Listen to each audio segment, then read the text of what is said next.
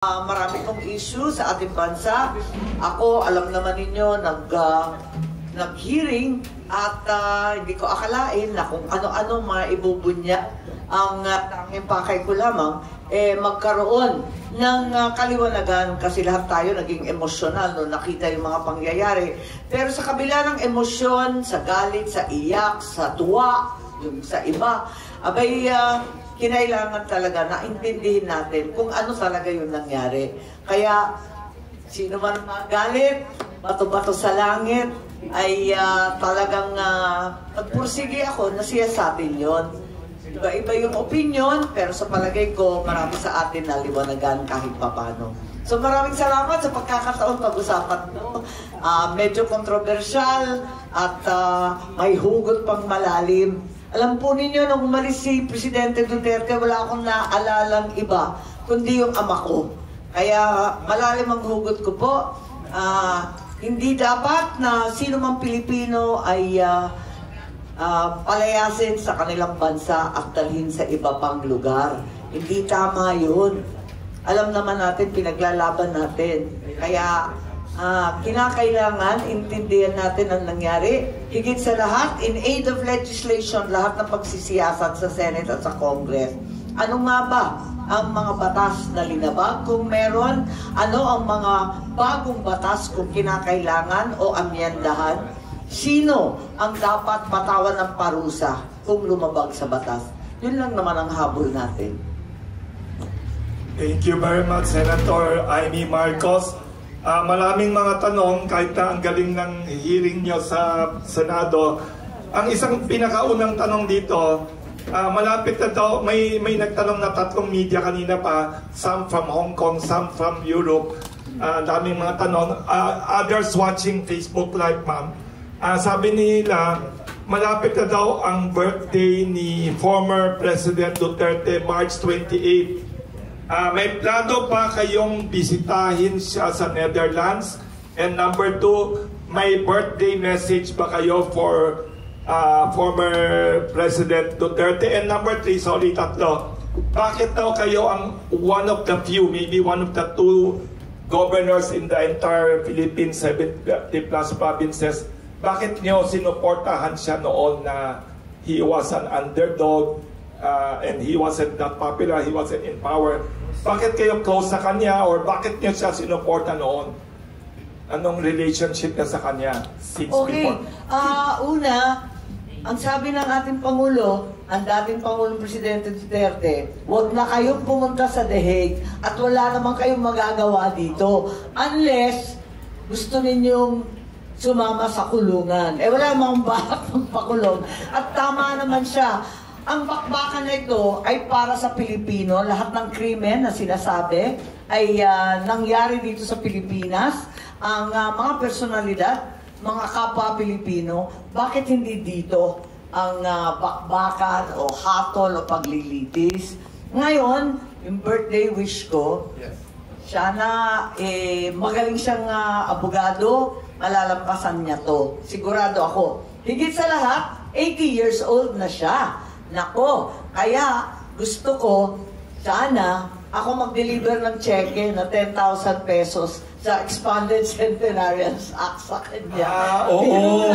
May 10,000 pesos na. Yung bagong batas na kumpisa ng Pebrero, ang pondo, biro lang, niloloko ko nga. Sabi ko, qualified na si Pangulong Duterte. Kailangan niya ipauwi na yan para kolektahin niya.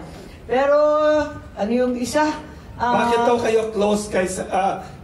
maraming nagtatanong na media, nung tumatakbo daw siya, kayo one of the 2. Yes, out of 70 in the whole country na sumuporta. Bakit? Bakit nag-all out ako Yung iba nga talagang natatakot. Unang-una, opposition na ako Kasi nung panahon na yun, talagang hirap kami. Pero naging classmate ko si Rodi Duterte. Classmate ko yan sa Kongreso. May 1 term siya na nag-congressman, kasamahan ko yan At nakakatuwa siyang classmate. Anong mga kwento? Bakit? Bulakbol. Nakakatuwa. Nakakaaliw nga Bulakbol, tapos maraming kwento. Tapos, wala, masaya. Pero sa kabila nun, mas importante sa lahat, kung bakit hinahangaan ko siya at naniniwala ako sa kanya, nanindigan ako nung siya ay Pangulo. Hindi ko sinasabi na perfectong tao, wala akong binabanggit tungkol sa mga krimen na sinasabi. Ang sinasabi ko lang, ang hindi matatawaran, ang kanyang pagmamahal para sa Pilipinas. Doon ako bilib Kahit pa paano talagang pinaglalaban ng Pilipino. Gusto ko yun. Tapos sabi ng maraming tao, siya din daw ang the only president na may guts to bury your father kahit na may mga patikos. How did you feel about that? Well, totoo yun. May utang na loob talaga kami dyan. Malaking bagay yung utang na loob namin. Bilang panganay, di ba sa Biblia, yan talaga ang responsibilidad ng isang panganay na ilibing ang magulang. Kaya't ako, para sa akin, malaking bagay talaga na inilibing. 4 na presidente, ilang dekada yun, hindi mailibing. 4 na pangulo yun. Yung isa pa, kamag-anak pa namin. Talagang ayaw ilibing. Pinsan na tatay nyo. Talagang mabigat yun. Sa wakas, talagang linibing niya. Kahit nung panahon na yun, very controversial yan. Hindi talaga popular, masasabi. Kaya, napapasalamat talaga ako habang buhay niyan. Yes.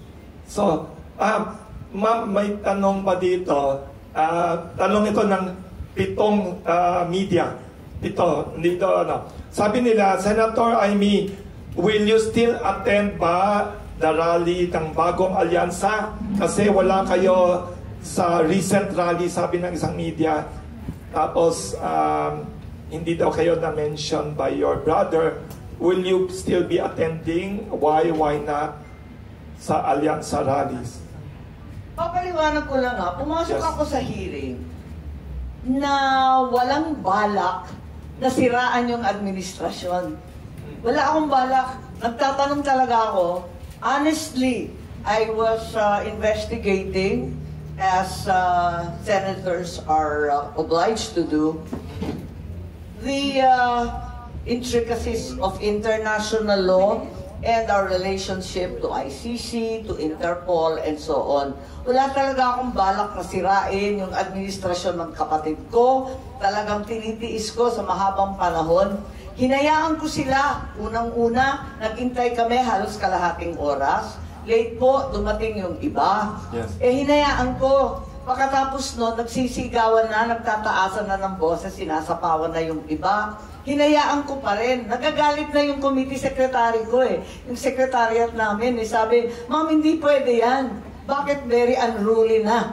Tapos, nung bandang uli, sila na nagtatanong. Hindi na ako. Sabi niya, ma'am, bawal yan. Naglabas na nga ng gable. Pukpukin na ninyo yan. Ma'am, hindi pwedeng ganyan. Sabi ko, hindi naman. Hayaan mo na. Baka sakaling may sasabihin, ay matuklasan natin, makatulong pa rin yan. Bayaan natin, wala talaga akong balak manira o maging one-sided o pilitin. Nakita naman ninyo, sa katutak yung gobyerno, mag-isa lang ako, ilaban yung testigo na humarap para sa kabila. Si VP Sara, kinalampag ng alas 3 ng umaga para lang lumabas. Kasi nga wala nga sa panig nila Talagang lahat gobyerno. So hindi ko talaga binalak yan. Pag nag-imbestiga ka, hindi mo alam kalalabsan Hindi mo talaga alam. So, wag na natin sabihin na sinadya yan. Naku, kung ano-ano nang sinasabi, nakita naman nila. Sila naman ang hindi nagkakasundo sa kwento. Wala naman akong sinabi o linagay sa bibig nila. Wala naman akong dagdag. Hinayaan ko ng hinayaan. Ngayon, yung tungkol sa rally na hindi na ako binanggit, okay lang. Tiisan tayo, wala tayong magawa. Total, sinabi ko naman mulat sa poll, baka mauwi ito sa away-away ng dalawang panig. Ayoko maipit. Sinabi ko na yun nung umpisa pa. Kaya sabi ko, independent na lang ako. Pupunta ako sa rally kung saan barkada ko yung lokal, yung host. Yun ang sabi ko. Yung unang rally sa Ilocos, nagwawala na yung anak kong gobernador. Sumipot ka naman, lakad natin to. Yun, di sumipot ako. At yun nga. Pero yung ibang rally talagang hindi ko na pinupuntahan. Pumunta naman ako. At pinagpilitan. Matagal na rin yung tiis ko Sa totoo lang, nahihirapan ako. Hindi ko nakakausap ang aking kapatid, kundi sa publiko. at maraming humaharang. Eto nga, at napilitan ako magsalita, tumayo ako doon tungkol sa budget, na walang kakwenta-kwenta, tumayo rin ako doon sa impeachment, tapos yung last year, sa totoo lang, hindi ako mahilig sa iba't ibang mga investigasyon eh. Tapos yung AKAP, wala, napilitan ako magsalita, nag-imbestiga rin ako doon sa, kung maalala nyo yung People's Initiative, yung mga peking signature, yung mga peking pinapirma na sinuhulan pala.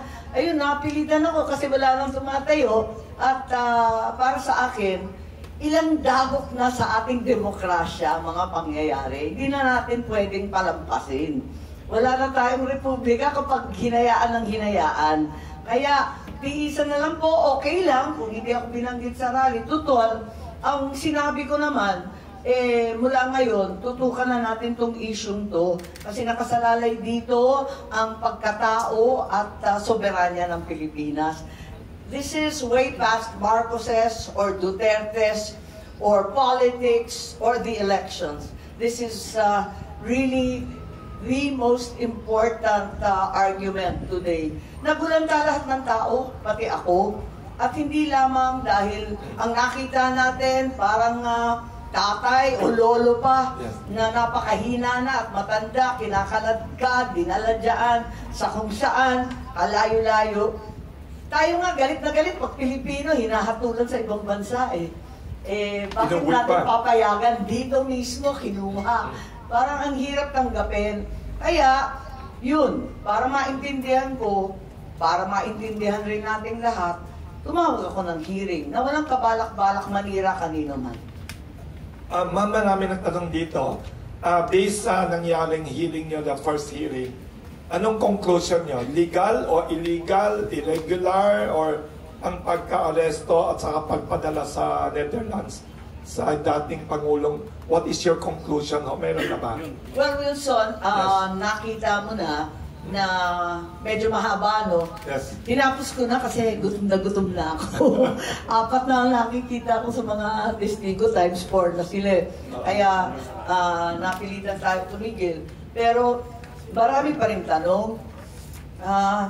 Siguro bigyan ninyo ako ng pagkakataon na himayin ng maigi at maglalabas na rin ako ng report o di kaya tatawag ako ng second hearing. Yes. Tinatanong nila kung may second hearing pa. Ang sinasabi ko, nahihirapan ako kumuha ng testigo. Nakita naman ninyo. Yes. Yung gobyerno, kompleto, yung iba pang mga andon, puros opisyal. So, kinakailangan siguro at nananawagan ako na sana may ex-justice na nakakaintindi ng constitutional international law, yung mga practitioners and professor ng international law. Sana tumulong na lang po sila para maintindihan natin kasi yung international law hindi naman pangkaraniwan niya na araw-araw may abogadong nakikipaglaban dyan. Tapos, gusto ko rin sana magsalita yung ibang kapulisan, yung ibang may maidadagdag sa mga pangyayari.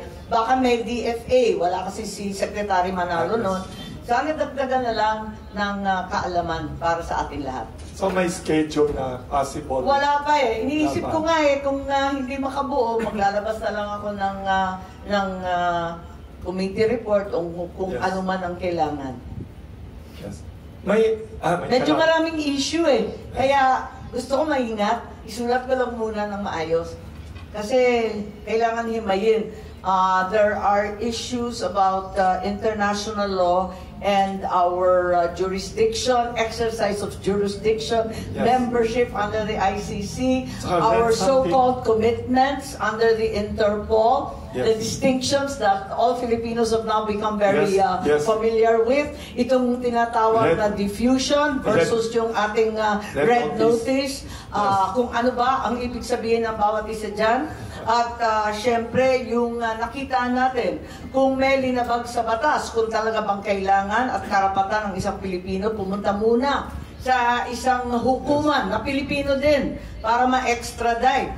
O ibig ba sabihin, sinurrender? Legal ba na isurrender ang kapwa Pilipino ng basta na labag sa kanilang kagustuhan? Tapos yung mga karapatan ng akusado talaga bang kinilala. So marami, hihimayin natin ng maigi para hindi tayo nagkakamali at hindi talagang hindi tayo masyadong ano bang tawag dun, yung parang hindi maingat sa pagsusuri ng mga issue.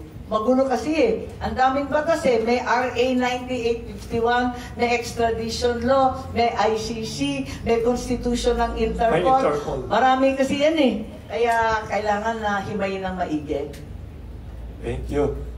May isa pa pahabol dito before the other questions. Baka daw makalimutan, today, Senator Amy, is World Water Day. Before we go to other political hot issues, World Water Day kasi today, so the Philippines daw, may nagtanong dito, text sa akin, the Philippines daw is abundant pero unevenly distributed ang water resources. 43% daw of Philippine rivers are polluted, including 56% of major water bodies all over the Philippines polluted. Do you have any message about water situation and water security situation in the Philippines since today is World Water Day? Yes, kinikilala natin March 22, Annual World Water Day. At totoo naman na napakalaking problema ito sa ngayon, ngunit ang solusyon ay malayo pa sa ating kamay. Kaya kinakailangan na unang-una siguro, alamin natin kung sino yung mga ahensya ng in-charge dito. Kasi nakakagulat kung bakit pinaligiran tayo ng tubig, ngunit halos lahat ng lungsod at tirahan ay kulang sa tubig. Yes. Yung iba naman, kung meron, kakapraso lang, di kaya saksakan ng mahal o wala pa sa kalidad. Kaya kinakailangan siguro pag-usapan ito dahil watak-watak ang ating pagmamanage ng tubig. Dahil ang dami-daming ahensya, nagbilang ako, lampas 30 yata. Kaya ang linulunsad ko noong paman, magkaroon ng isang water agency o water authority. Yes. Mahal siguro kung maging department, pero pagbuuhin na natin yan. Ang malaking pera sa flood control nandyan sa DPWH. Sila ang namamayani kapag pera pinag-usapan. Pero hiwalay yung flood control, hiwalay pa rin ang ating river management. Nabanggit na marumi ang ating mga ilog at sira-sira. Ganon. Yung river management nandyan naman sa DENR. Pagkatapos, yung soil and water sa BSWM, nasa DA naman sa agrikultura. Maliban pa dyan yung LUWA, yung National Water Resources, andyan pa yung MWSS. Watak-watak eh. Tapos yung mga water district na Sangkaterba. Ang dami-dami talaga. Kapag may issue, nagkakaturuan, hindi malaman kung sinong may sala, kung sino ang gagawa ng solusyon. So, yan ang problema ko. So, ang pinipilit ko, palagay ko hindi naman mariresolve to sa 10 taon, sa ilang taon. Kailangan tutukan na natin to ngayon pa lang at gumawa ng isang water authority na lahat sumasagot doon para isa lang ang ituturo. Walang turo-turo dyan at saka, ayun na nga, chinuchubibo tayo from one agency to the other. So yun, napaligiran tayo ng tubig, pero lagi tayong uhaw. Ayan. Uhaw sa pagkakaisa dahil ang katubigan ang naghihiwalay sa mga isla natin. Uhaw sa ating pinakamahalagang yaman, ang yaman tao. Ang taong tunay na nagmamalasakit at nagmamahal sa ating bansa. Yun lang ang masasabi ko sa World Water Day. Ang halaga ng tubig, naghihiwalay, pero tumakawid rin sa bawat isang Pilipino.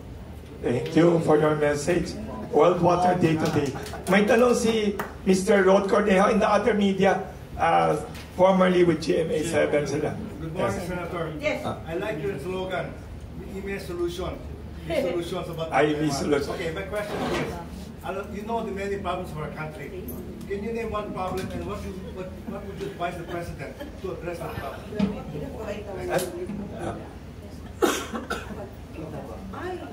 Ano ulit yung question? Yes. Our country has so many problems. Problems, yes.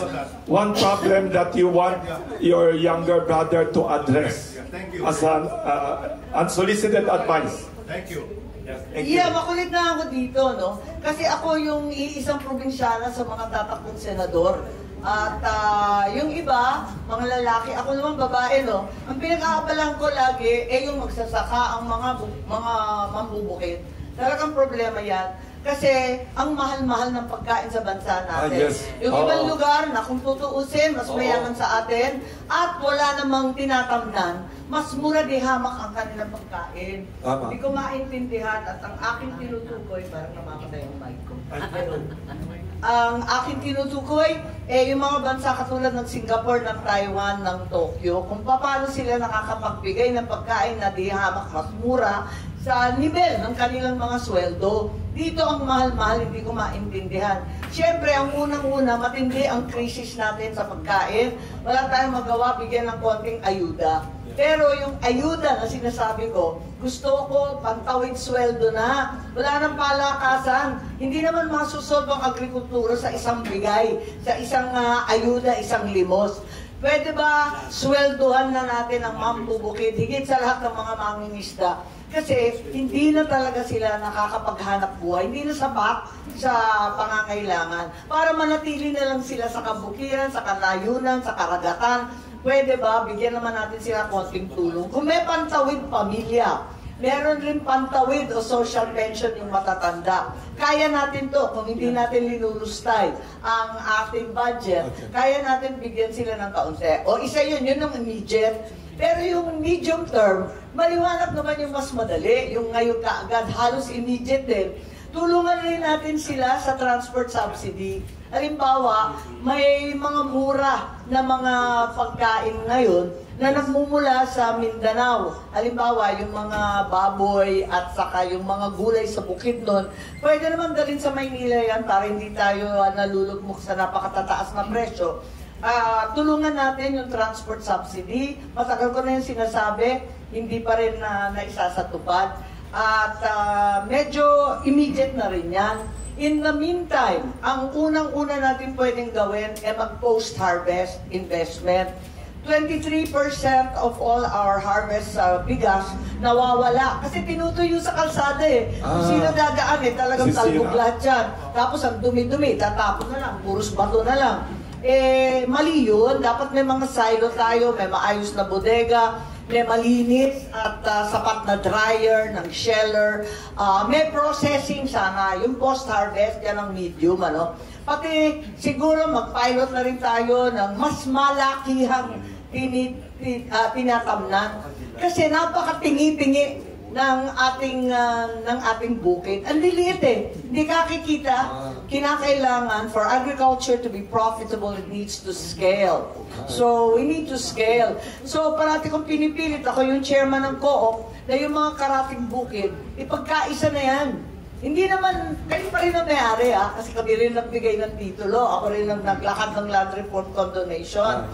Yung titulo, inyo pa. Pero, talagang gawin na natin, madali naman yan, nagawa na namin sa Ilocos sa paggamit ng drone technology. Alam mo na kung saan yung iyo, yung pilapil mo, kung saan yung mohon. Kahit wala ng mohon, talagang pwede naman na malakihan, 50 to 100 hectares. One type of rice seed only, which is industrial grade, can be sold to restaurants and other big buyers. Kung ganun, palagay ko kikita tayo. Pero kung maliitan lagi, walang mangyayari. Siyempre, marami pa rin dyan, mechanization, dahil ang baba pa rin ang yield. And siyempre, yung long term, yung pananagutan natin mula pa ng panahon ng tatay ko, we never invested in agricultural technology, in agricultural infrastructure. Hindi naman tayo nagpalawak ng irigasyon. Talagang wala nang bagong irrigation. Yes. Yun ang problema. So, noon pa, yung irrigation natin, kung ano yung natira ng time ng tatay ko, siya pa rin ang natitira eh. At yung pantabangan, angga, yung maga, yung pa rin eh. Sana nadagdagan yan. Mabuti nga at sa Iloilo may halaur. Ayun, sana matapos na. Tagal-tagal pa. Yung Mindanao na supposed to be food basket natin, walang malakihang imbakan ng tubig. It's been decades since we last invested in agriculture. It's about time that we seriously look at it. Even those that were built by my father are seriously degraded and deteriorated, and in many cases of very little use today. Thank you. Food number 1. Ang haba ng sagot ko, Ang galing. pasensya. may nagtanong pa rin dito. Kasi walang silver bullet Yes. siya eh. Ang haba, pasensya. May immediate, may medium term, may sanang long term. Ayun. Kayong senator na maraming alam on many subjects. And also may nagsabi dito, thank you daw Senator Amy for being a true fiscalizer kasi parang tahimik ang opposition. Parang hindi naman kayo opposition pero you are a true fiscalizer daw kung may mga mistakes ang gobyerno. May nagtatanong dito, ang sabi nila, anong reaction niyo to Vice President Sara Duterte publicly thanking you for doing the hearing? And sabi nito, parang na-mention niyo in passing kanina, how do you feel, yung tatay ninyo ilang years wala sa Pilipinas before na exile, how does it feel to be a daughter, eldest child of a family na the father wants to come back to the Philippines? Do you see your father's situation in the situation of Duterte now? Yes, hindi ko naman ginawa para sa endorsement. Hindi naman ako nag-hearing dahil sa endorsement. Nag-hearing ako kasi nagulanta tayong lahat. At Yes. hindi ko matanggap ang nangyari sa kapwa Pilipino na tinangay at dinala sa ibang bansa. Yun lang naman ang dahilan ko. Kung nag-endorse, iba naman usapan yun. Nagpasalamat si VP Sara at syempre nagpapasalamat rin ako sa kanya. Hindi ko naman ginawa to para sa endorsement. Are you Pero still ang good akin friends? talaga para ipagtanggol ang ating mga korte, ang ating mga husgado, ipagtanggol ang ating kalayaan at soberanya, at para malaman ng tao kung ano ba talaga ang nangyari Marso 11, 2025. Parang hindi maganda yung date, 11. Nagka-onsehan. Aray ko po. Anyway, ngayon ko lang napansin eh. Nagpasalamat ako sa pagdalo ni pangalawang Pangulo na lumahok siya sa pagdinig. Nagpasalamat ako, nasa Hague siya, no? 3 o'clock ng umaga. Alas 3 ng umaga yun. Wow. Kaya binulabog siya at malaking bahagi sa ating pagtumbok sa totoong nangyari sa pagtakip kay dating Pangulong Duterte. Malaking bagay na nandun siya, if only for moral support. Kaya nga, sinasabi ko sa ibang mga senador na yun talagang PDP at kapartido ni Presidente, huwag kayong mawalan ng loob. Kasi, sabi nila, kalokohan na yung hearing na yan. Tapos na, nandun na siya sa The Hague.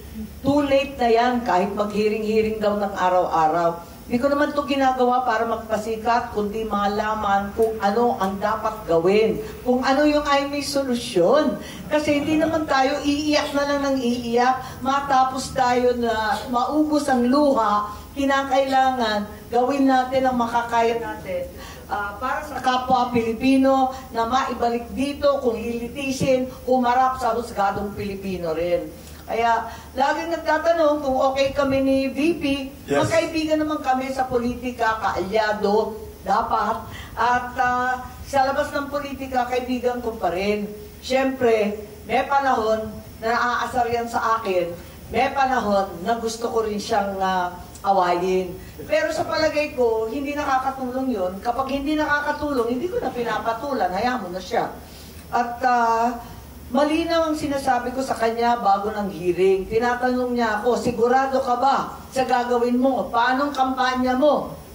Tanong siya ng tanong eh. Sabi niya, ano bang ginagawa mo? Sabi ko, huwag mo na pagkabalahan yung kampanya. Sabi niya kasi, paano yan? Kandidato ka.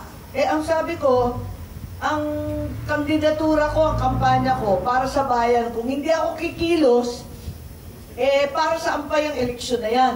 Magiging senador ako, ulit. Sikat ka, opisyal ka, senador ka ulit. Ang tanong, senador ng aling bansa? Kung naging probinsya na lang tayo ng The Hague, ganun ba? Senador ba ako ng The Hague? Ikatutuwa ko ba yun? Pagmamalaki ko ba yun na yung ICC na ang naghahari sa Pilipinas? Okay ba maging sikat na opisyal para sa ganon? Pambihira naman. Unahin natin to, wag yung politika. Yun ang sabi ko sa kanya. Galing na. May nagtatanong dito, sorry, isa pang question. Kayo daw pinakapareho sa tatay nyo sa ugali and intellect. Sorry. Tapos, bakit daw kayo pinaka-fearless sa family? Even during the time of your father, minsan nagsasalita kayo ng outspoken words, di ba? May sinabi kayo noon na parang snake pit ang Malacanang and politics.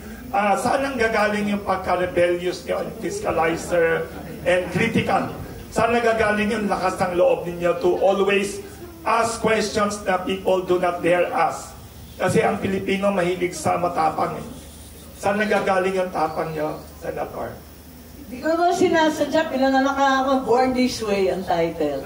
Born This Way. Pinanganak na akong ganito. I suppose I was born one of nature's rebels. Pero ang turo naman ng ama ko, parati kapag may binabasa ka, pag may naririnig ka, parating may palaisipan. Yes. Tanungin mo kung totoo. Yes. Tanungin mo kung tama ba yan. Tanungin mo kung paniniwalaan ba natin yan at aaksyonan. So, ang galing din sa kanya kasi mahilig rin yan magtatanong. Sa Senado. Marami rin yan na makulit. Pag nagre-report yung mga opisyal sa kanya, kinukulit-kulit din niya. Parang narinig ko na rin yung ganun. Nasanay na rin ako. So, palagay ko, kapag walang debate, kapag walang tunay na argumento, Boring. wala tayong mahihinat na nakatotohanan. Hindi natin mahahanap yung best solution, yung best choice. If we don't go through all the arguments, all the debates, it's not necessarily always discord or disagreement. Yes. It also is very much getting to the very best solution for all of us. Thank you. Nung bata ako, ayoko niyan eh.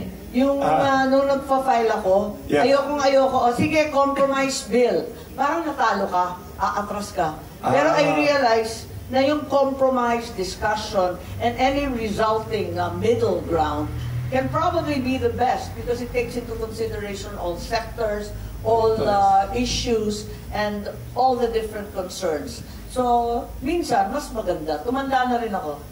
Ay, sorry. May tanong dito ng babaeng journalist. March is Women's Month. You are one of the inspiration of all the young women and all the women in the Philippines for your guts and courage and tireless energy.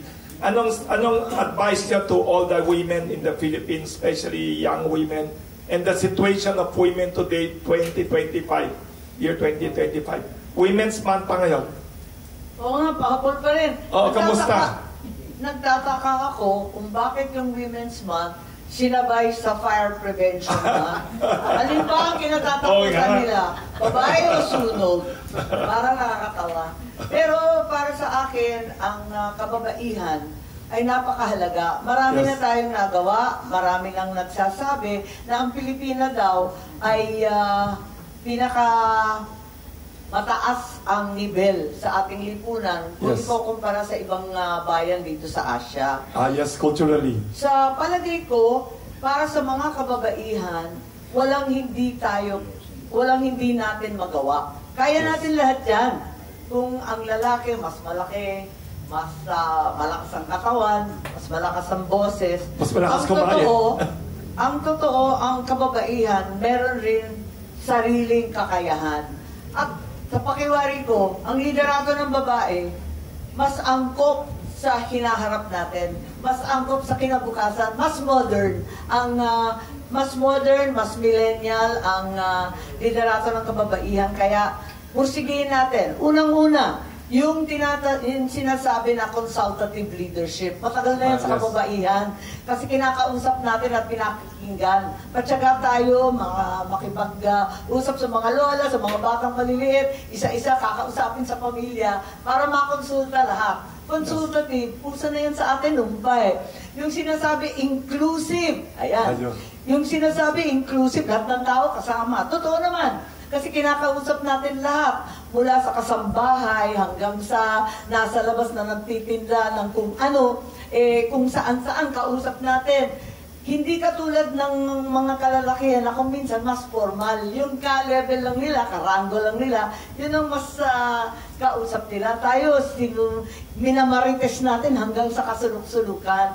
So, palagay ko, yung inclusivity, talagang likas na sa kababaihan. Higit sa lahat, yung discarding Pinoy, palagay ko, discarding Pinay yun eh. Kasi yung tinatawag na creativity or innovativeness, diskarte yun eh. Yung kababaihan, sanay na sa walang kamatayang multitasking. Magluluto muna, pagkatapos, mag-aalaga ng bata, tatakbo sa trabaho, asikasuhin yung kwenta, babalik na naman, magpapaganda pa. Kayang-kaya ng babae yun eh. Takbo ng takbo kung saan. Pupunta pa muna sa manugang, pagkatapos bibisita sa pare, babalik ka na naman yung anak. Parang gano'n na yung araw-araw namin. Nasanay na kami dyan. Kaya kahit papano, nagdidiskarte para masolusyonan. Kaya ako, yung IB solution, mula yan namumukad tangi yan sa kababaihan sa bawat isa sa atin.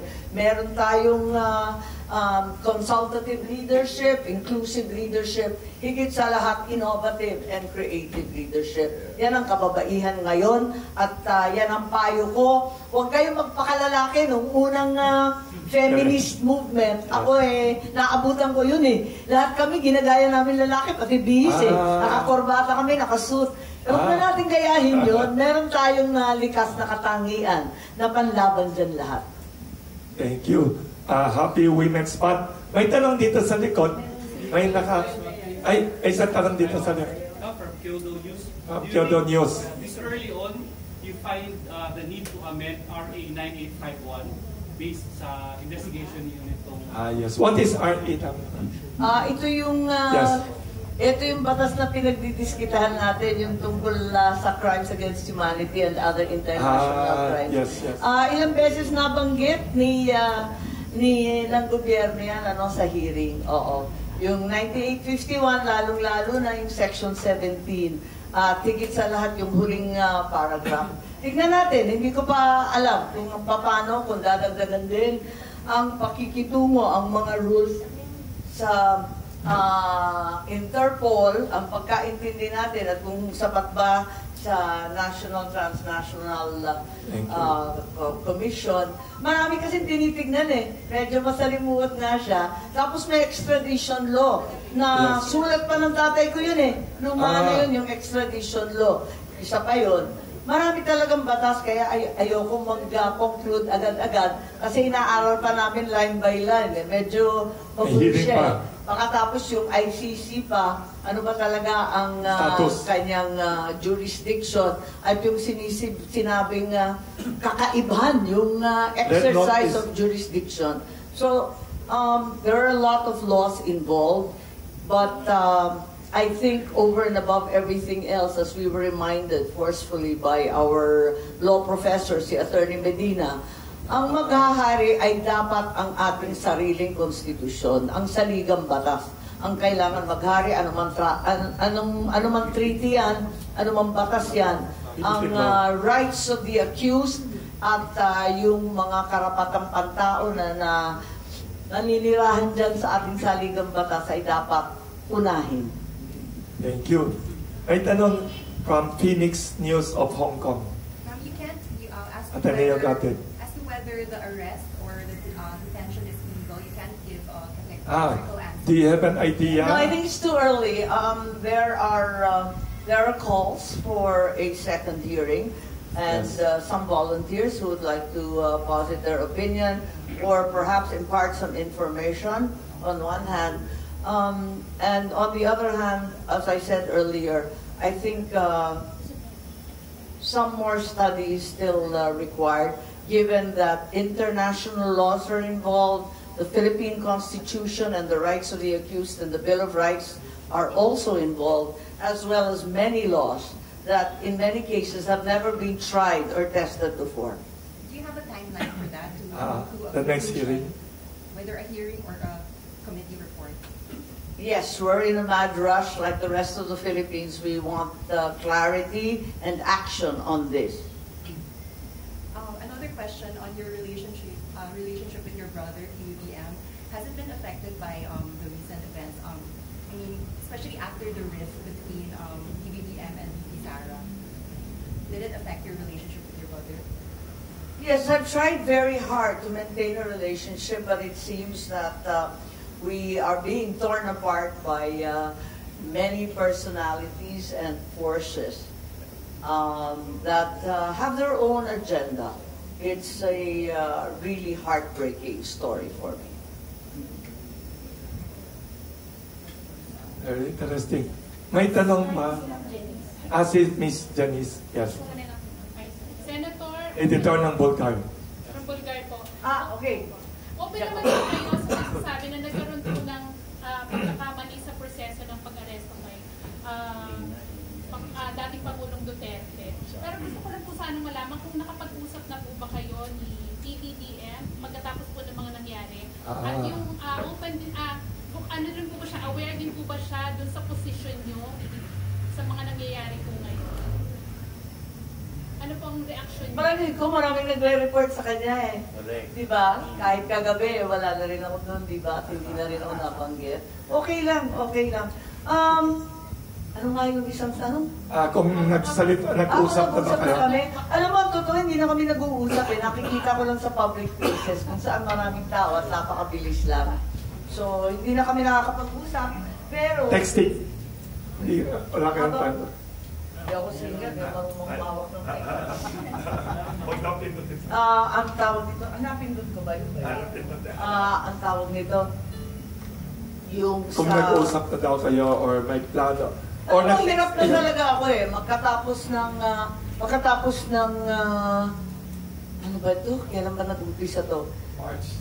Hindi. Matagal na to. Actually, talagang nahihirapan na ako talaga dahil hindi ako masyadong ano tawag dito? Hindi ko maintindihan paano sabihin eh. Matagal na siya, nung bago pa siya umupo, medyo nagkakaroon na ng tensyon dahil feeling ko hinaharang ako, maraming sinasabi, gano'n. At matagal na rin kami hindi nag-uusap. At nung pinipilit ko, nakailang beses rin kami na nakipag-usap para nung wala naman nangyayari. Kaya napipilitan ako, unang-una kung maalala nga ninyo, yung People's Initiative.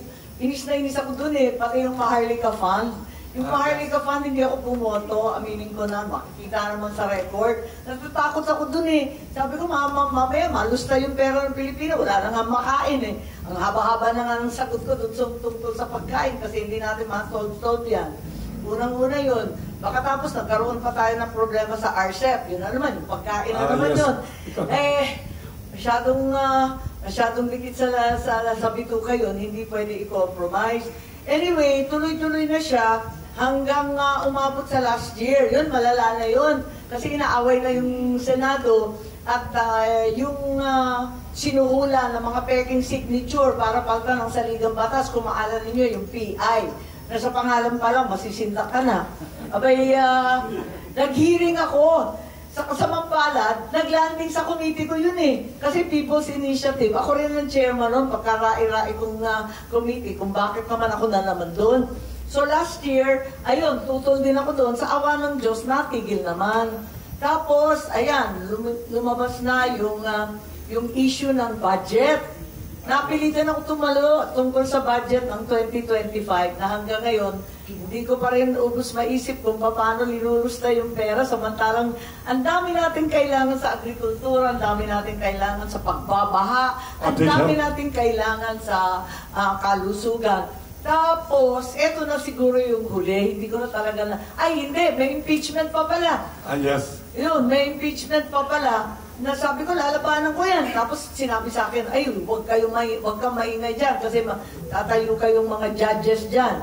Tapos, eto na nga, itong pagkuha kay Presidente Duterte at linipad sa ibang bansa kung saan kinulong. Ayun, hindi ko na matiis, tinitiis ko ng mahaba, nagsasalita talaga ako. Yun, ang haba ng sagot ko, ano ba yung tanong? Nag-uusap pa kami? Hindi. Ang totoo, hindi. Nahihirapan ako makipag-usap at nung ilang okasyon noon, nakaraang taon na nag-uusap kami, parang nahaharang naman din ako eh. Kaya napipilitan ako magsalita sa publiko, baka sakali mabigyan ng pansin. Mabuti naman yung PI na hinto at hindi naman binalasubas at ginulo yung ating saligang batas. Yung impeachment natuloy pa rin. Sayang yung budget, hindi rin nahabol. Ito, ibang usapan na to eh. Soberanya at kalayaan na to eh. Kaya kailangan tumayo na. Pero Senator, may pagsisisi po ba na dahil sa pagiging Pangulo ngayon ni PBBM ay naapektuhan po yung relasyon nyo bilang magkapatid? Uy, very intriguing. Pagsisisi? Hindi ko maintindihan pagsisisi sa alin. Na syempre po, pinag-usapan ng pamilya yung kanyang pagtakbo. At Oo nga, full support naman kami lahat. Tama. Opo, Isipin mo, kasi dekada-dekada kami naghintay dito eh. Pinaglaban namin yung tatay ko ng 36 years. Mahaba-habang panahon yun. So, Nakakalungkot, oo. may pagsisisi po na wala. Hindi ako nagsisisi sa ganyan eh. Nagpapaunahin ako pero yung sisi, wala kang masisisihin kundi sarili mo eh. Ma'am, nagtatampo ba kayo? Sino dapat magtampo sa inyo? Yung kayo po o yung kapatid niyo? Marami nagsasabi, dapat kayo daw. Sabi niya. Tampo? Opo. Tampo. Dapat magtampo kayo po ba o siya? Sa sitwasyon ngayon. Hindi ko maintindihan. Alam mo, sa pamilya namin, kasi mga Marcos kami, no? Laking sundalo kami eh. Yung tampuhan, sinasantabi, yung sama ng loob, yung pagsisisi, just soldier on. Gawin mo lang ang tama, yung mali ay mali, yung tama ay tama. At huwag kang manghihina, huwag kang susuko. Laban lang. Ay, ma'am, sinabi yan ni Susan Roses sa akin, advice daw ng tatay niya sa kanya, na never decide daw when you are too happy or too sad or emotional. Iba yun, ano? Yung parang malakas ang loob. Ay, si June Lanin may gustong tanongin. Sikat na entertainment editor. Yeah. Hi, Senator. Hello. Abante. Bago ako magtanong, i-congratulate ko na siya. Mukhang tama naman yung pag-attend niya sa hearing. No? Ay. Kasi ang daming mga positive comments. Ang daming positive. Nagulat ako, ang dami. Oo, di ba? May mga ang talino talaga ni Senator. Oo. Mga taga-office ko, hindi daw natulog hanggang nanood sila. Kasi ang haba, pwede siya Meron nag-text sa akin eh, sinisingil, asan daw yung adobo niya. Sabi ko, ano naman ang kasalanan ko sa adobo mo? Nasunog daw sa kakapanood ng hearing. Tawa nga. May part 2 dapat daw kayo, marami nagsasabi. Kailangan kayo may part 2 kasi they want to know what's really behind the issue. Na maganda ng mga tanong ninyo, maganda. Ang problema kasi, tulad ng sinabi ko sa kanina, talagang naghahanap pa ako ng mga testigo at saka resource person at magagaling na international lawyers. Kapag nakapagkumpuni, medyo masustansya na rin yun. Pero ang bongga nga kasi kahit hindi kayo nakapunta sa isang kahit hindi kayo nakapunta sa isang campaign, at least ito worldwide. Kahit na wala daw kayo sa campaign rally, mas sikat daw itong Senate hearing ninyo. Pinag-uusapan talaga. Worldwide daw. Wala. Ang OFW, ang dami daw. Alam mo yung mga OFW, walang abala dito sa hearing na to. Kasi isipin ninyo, wala sila dito sa ating bansa. Andun sila sa ibang bansa. Wala silang proteksyon. Yes. Kung hindi natin daw ipagtanggol ang mga Pilipino na nasa Pilipinas, paano na lang sila? Bukas na bukas doon. Wala silang kalaban-laban. Kung kukunin sila at kukulungin, sino magtatanggol sa kanila? Kaya ang daming nagtatanong sa akin, paano na lang daw yung OFW? Kung maaalala ninyo, pinaglalaban natin si Flor Contemplacion. Sa Singapore. Alala mo nga si PRRD noon, nung mayor ng Davao, sinunog pa nga yung bandera ng Singapore at tinatapakan.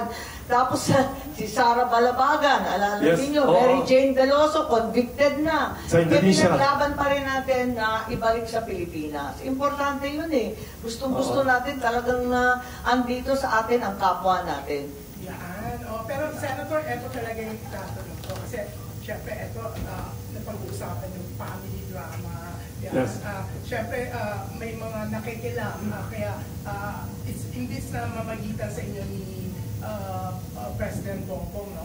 Nakikilam sila kaya parang nagkakalayo kayo, nagkakaroon lalo ng issue. Pero syempre po, maraming nakatuto. Ano po ang take ng mother niyo po? Ano reaction ni First Lady? Hindi niyo po ba kayo kinakausap? O may mga komento po ba siya? Tinatawagan niyo po kayo pareho para... Oo naman. Natural naman sa nanay. Oo. So ano po pinapayo niya sa inyo? Siyempre na mag-usap at gano'n, magkaisa. Wala ba siyang balak na ipatawag kayo pareho para at least maayos po? Kasi parang yung iba kasi kumbaga they're adding ng gas sa issue sa inyo, lalong lumalala, nagiging issue na nga. Ano ba, sagot ka naman, tanong. Yung nanay ba ninyo will attempt to Yung nanay ko parati naman pinapayuhan kaming lahat. At ang mahirap sa pamilya ko, mula sa pool, lahat ng pribado nagiging publiko. Yan ang problema. Wala talagang linya sa politika, sa personal. Yan ang masakap sa amin. Kaya medyo mabigat-bigat ang mga usaping to. Okay. Ano na lang po yung sinasabi niyo pag sinasabi niyo mag-usap kayo ni President Bongbong? Ano po yung sagot niyo sa mga... Ano sagot niya sa mga nag-try mag-mediate daw? Okay naman. Parati ko naman sinasabi sa kanya na wala namang masama doon, wala namang mahirap sa pag-uusap. Ang problema lang, talagang iba-iba yung informasyon na dumarating sa palasyo. What if si Madam Imelda po magdesisyon na isip down kayong dalawa ni President Bongbong para makapag-usap mo kayong heart-to-heart? Parati namang willing sa lahat ng bagay. Thank you. Thank you. Thank you, Nadine. Thank you. May pahabol pa sa likod. Yes. Slightly on another issue.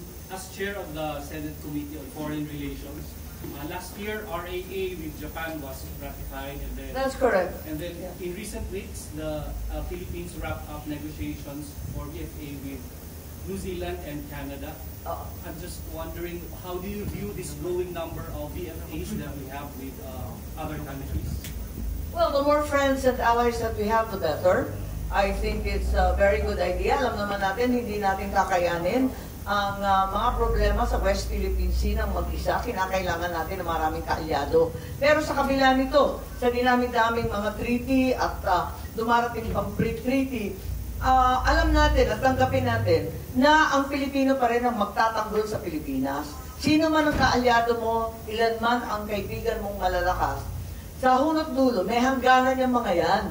Ang Pilipino pa rin ang mananaig at mananatili sa Pilipinas sa habang buhay.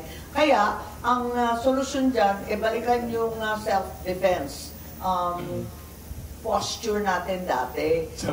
Tinutulok lang natin ang ating mga sundalo na walang dalang armas, dala lang ang yung tapang, at hindi naman yata tama yun. Kasi dati-dati, noong panahon ng tatay ko, may pagawaan tayo ng mga baril, sapat ang mga bala. Meron pang mga ine-export na mini cruiser, may mga patrol boats, mga jiffy boats, Marcelo boats. Sangkatutak ang defense manufacturing dito sa Pilipinas. Ngayon halos wala ng defense manufacturing, kung meron man pang export, at tayo bumibili ng second or third hand mula sa South Korea kahit simpleng baril lang. Nako, machine gun lang kayang-kayang gawin ng Pilipino yan. Kung bakit binibili pa sa abroad, mga luma pa. Tapos nagkaka-aksidente. Dahil yun nga, mga bulok naman ang kasangkapan. Maawa naman tayo sa sundalo at pulis. Kaya yun, pinagpipilitan ko, tinakyasan naman yung budget. Naglagay kami ng AFP modernization sana. Abay, tinanggalan ng 15 billion. Kinaltas-kaltas pa yung mga pension fund. Mas lalong nalow moral lahat. Pagkatapos nun, hindi pinondohan yung self-defense na sinasabi ko. Abay, walang mangyayari sa atin yan. Ang angas-angas natin magsalita, wala naman palang dala kundi angas. Ito naman may nagtatanong dito sa Maya Facebook lang. Galing kay Wesley Chua, editor ng isang dyaryo. Do you have ambitions for higher office in 2028 like BP or even President? Hindi, nangangarap nga daw ako sa survey sa 2025. Alam niyo, itong mga nag-aambisyon sa 2028, tanggapin nila na hulog ng langit ang pagiging Pangulo. Destiny yan eh. Kaya, ang dapat ninyong gawin, magtrabaho ng maigi, manatiling makatao, at magdasal. Yes. Hindi naman solusyon yung pag-iintriga, paninira ng iba't ibang miyembro ng pamilya at pagpupugon. Mali yun eh. Thank you. Ay, may tanong dito. May tanong sa Facebook Live. Or as my father would say, 2028 is a lifetime away. Tigilan na ninyo yan. Ano daw, anong reaction nyo about the hearing about the bloggers? There were so many bloggers daw called yesterday. Anong reaction nyo to attempts to like investigate them or even ask them to what are your reactions daw? Yun nga, nanonood lang naman ako pero hindi ko nakita ng lahat. Pero alam ko na kinakabahan yung mga vlogger kasi eto nga, nangyari na rin kasi sa amin yan na kinontempt tapos kinulong. Karapatan nga ng mga mambabatas gawin yan. Pero sana sa hunot dulo, yung talagang mithiin ng bawat pagsisiyasat ay bagong batas o di kaya amyenda ng dating batas o di kaya yung oversight na sinasabi. So yun talaga yung pakay, hindi yung manakot o magkulong. Dapat lumabas ang ating sabihin natin, open access sa internet. Ano yung bagong batas dyan? Yung cyber security, yung bagong protocol tungkol sa mga fake news. Yung mga bagong protocol sa fake news kung magkakaroon ng katulad ng Eurozone na ang tindi ng kanilang meron silang prior notice, takedown, tapos kung ano-ano. Meron silang batas talaga at pamamaraan. So dapat sundan sana natin yung pinakamagagandang example at doon tayo mauwi. Hindi yung pagpepersonal kung minsan tapos nagiging ano bang tawag nito? Maganda naman yung pagdinig ko at hindi ko naman pupunahin yung trabaho sa Kongreso kasi tagal ko dun sa Congress eh. Pero ang akin lang, ang dapat bunga nitong lahat ay mas magandang legislation. Thank you. May nag-text dito, nanonood Facebook Live. Senator Amy Marcos, what is your reaction to the statement of Iglesia ni Cristo na they are not in favor of bringing former President Duterte to trial in the Netherlands? Instead, he should be tried in the Philippines. Yun lang, may statement pa na ganyan ng Iglesia ni Cristo. Amen. What is your statement now? Ako, amen. Sang-ayon po ako. 101%. So, ito naman. Tanong from a very famous blogger and columnist, Bix. Si Bix, ang tanong niya, saan ko lang? Si Bix Almacen. Ano daw reaction niyo about the case of your former movie director, Daryl Yap? Anong reaction niyo? Wala, kaso na eh. Kaso na sila na yun eh. Sila na yun. At ang alam ko, may kaso na. Yes. Do you have any new project with him? Wala pa ngayon. Wala pa. Yung movie? Yung part 3 po. Hindi nga malaman kung anong ending eh. May part 4 sa ginamit natin ngayon. So hindi natuloy po. Hindi natuloy. Ano na lang po mapapayo ninyo kay Direk Daryl? Yes. Advice to Daryl Yap. Any advice? Well, ito si Daryl, hindi maawat eh. Kaya eto, mag-ingat na lamang at mautak naman yun. Dahil alam ko kaya niyang labanan sa korte yan at ipakita kung ano talaga ang nararapat. May tanong ba dito? Ay, may tanong dito. Dalawa yata, di ba? Dalawang counts. Hindi ko alam eh. Hindi ako updated masyado.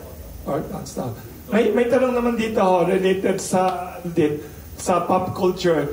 You were the founder of Metro Manila Popular Music Festival, Metro Pop, hindi pa pinanganak ibang journalist dito. In 1978 daw, the first grand prize winner was Haji Alejandro for the song Kay Ganda ng Ating Musika. He is now struggling with cancer and media reportedly said he is recovering, si Haji Alejandro. Do you have any recollections about him and a message for the singer and any suggestions on how to improve Filipino music as an industry or even as an export globally? Matagal ko na hindi nakikita si Haji, pero isa sa tinuturing nating idolo at napakagaling niya. Maliban pa doon, talaga nanindigan para sa amin yan, kaya mahal na mahal namin. Kaya mo yan! Kaya mo yan! Labanan mo yung cancer. At tuwan-tuwa ako na ako'y nakakarinig na umiigi na ang katawan niya. At ito nga, mananatili sa ating kasaysayan ang kanyang kanta at boses. Ngayon, meron ako yung Young Creatives Challenge, meron akong contest. Nasa third season na yata, second season. Season 2 na pala. At nung October 2024, may songwriting. So, pwedeng-pwede yung mga ating mga bagets na mahilig. Sumali pa rin ang ating mga elementary. Hanggang bata, gusto sumali eh. Sa songwriting, meron din mga animation, may game development, may script writing, may online content. Ang bawat isang sektor dito, makakakuha ng 1 million pesos ang taas ng price. Kaya inaanyayahan ko ang kabataan, elementary hanggang 35 years old, abangan ang Season 2, Season 3. March 24, lalabas na yung Season 2 na semifinals. Wow. Pagkatapos, ilulunsad na namin yung next season. Saan pwede makita, Senator, yung details? Sa Facebook page niyo, sa Instagram page niyo? Yes, nasa Facebook, nasa akin. Oo. Pati dun sa DTI, inigay din nila kasi yun ang partner. Sa Amy Marcos Facebook, andun yung rules? Oo, that's right. Pati sa DTI nga, kasi pinakalat din nila yan. Kayo din gumawa ng animation movies in the past? May ginawa kayong mga animation? Kaya tinanong ko, kasi may nagsabi dito, right now daw in the Philippines and other countries daw, the biggest animated movie is from Asia, ginawa ng China, Neza 2. Do you think Philippine animation can replicate this success? Yes, we definitely have the talent, but unfortunately, we do not have the infrastructure or the financing. Pag gumawa ng animation, napakamahal ng animation, tsaka long tail talaga ang animation. Long tail talaga ang animation. Pasensya, nadidistract ako kasi ang daming tumatawag at nagpapanik na kung saan ako pupunta. At ang tawag dito, yung animation, kailangan iniisip natin na 250 to 300 million people ang manonood. Wow. Kung para sa bansa lang natin, hindi kakayanin. So it needs to have universal appeal, a universal theme, something that's understood by many, many nations.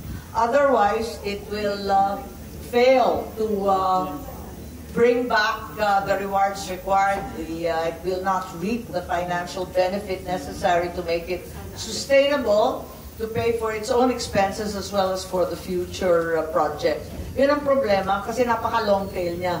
At mag-iintay ka 6 to 8 years. Ganyan talaga ang gestation niyan. Pabaliktad, hindi katulad ng sine. Ang haba-haba talaga magtitiisan kayo. Yes. Last question, one more question kasi wala nang time. Ay, yes, yung babae, kanina pa nag-release ang hat. Yes, billionaire. Yes.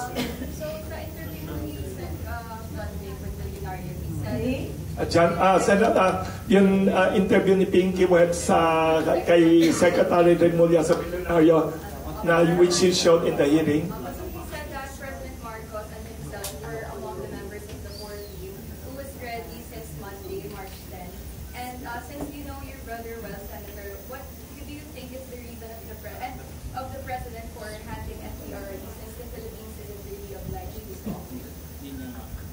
alam. Hindi ko po alam. At dinideny ni Secretary John Vic yung group effort. Sabi niya, ano ba sabi niya sa hearing? Parang Sabi niya, rumor daw. Pinag-usapan daw nila. Sila na chismis mula sa Hong Kong. At base doon sa narinig nila, nag-usap-usap daw sila. Pero nakapagtataka dahil nag-mobilize na yung PNP, pinagmalaki pa na umabot ng 7,000 ang mga pulis na minobilize. Kaya, eto yung sinusuri natin ng maigi. Pagkat hanggang ngayon, binubuo ko pa eh. Sabi ko nga, hindi ko masasabi lahat ng conclusion ng hearing dahil eto nga, hindi pa buo, pero ang mga bubog, basag-basag na impormasyon, nako, tulad ng lahat ng bubog, masakit. May nadulot na malalim na sugat at sakit ng ulo.